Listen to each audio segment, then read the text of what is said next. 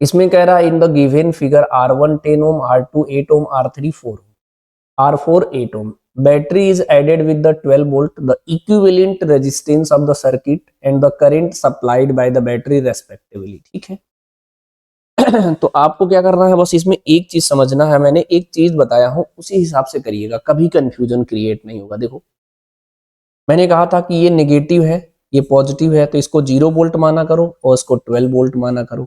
यहां से देखो वायर है, कोई रेजिस्टेंस नहीं है, तो यहाँ 0 वोल्ट होगा, यहाँ भी 0 वोल्ट होगा। ठीक है, अगर यहाँ पर कुछ x मानते हो तो यहाँ पर भी x होगा, समझे कि नहीं।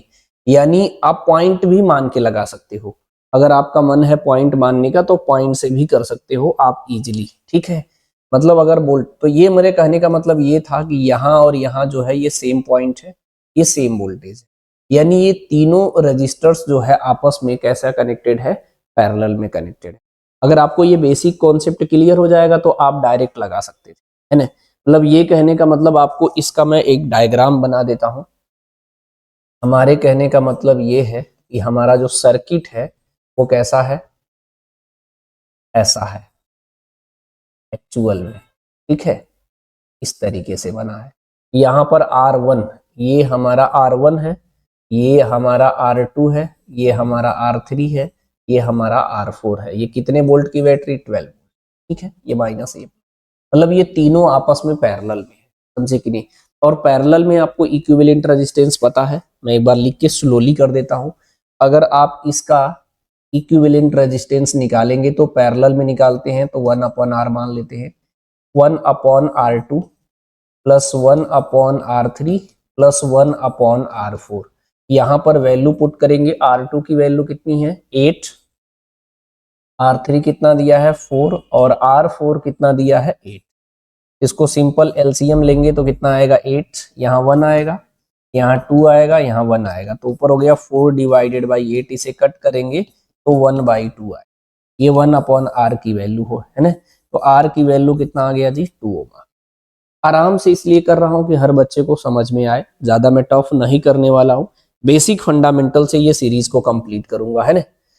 तो अगर हमें ये बात समझ में आ गया तो अगर इसका सब्स्टिट्यूट दोबारा डायग्राम बनाना हो तो इसका मतलब ये बना क्या, इस तरीके से तो ही बना, यहां से मैं डिस्कस कर दे रहा हूं। अब डायग्राम कैसे बनाएंगे आप, यहां पर एक रेजिस्टेंस है R1 कितने का है जी 10 ओम का है, और यहाँ पे जो रेजिस्टेंस आ गया 2 ओम, इस तरीके से।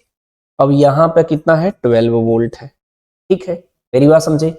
अब इसमें से पूछा है हमारा equivalent resistance of the circuit and current supplied by the battery. तो अब आर इक्विवेलेंट आप निकालोगे तो ये दोनों सीरीज में है, तो 10 और 2 ऐड करोगे तो कितना हो जाएगा 12 ओम हो जाएगा।